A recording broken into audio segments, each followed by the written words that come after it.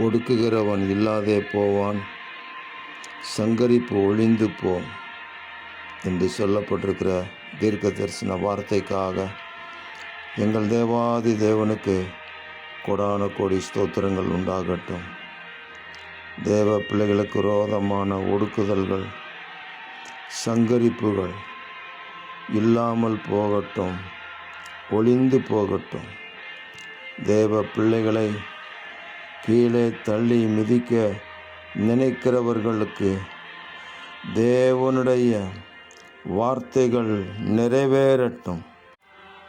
தேவ பிள்ளைகள் ஆண்டவராகிய இயேசு கிறிஸ்துவின் நாமத்திற்கென்று எழும்பி பிரகாசிக்கும்படி தேவரீர் அனுக்கிரகம் செய்வீராக.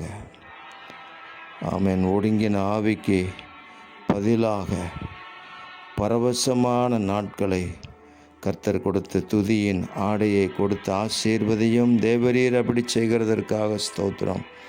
இரட்சகர் இயேசு கிறிஸ்துவின் நாமத்தில் ஜெபிக்கிறோம் பிதாவே. ஆமென்.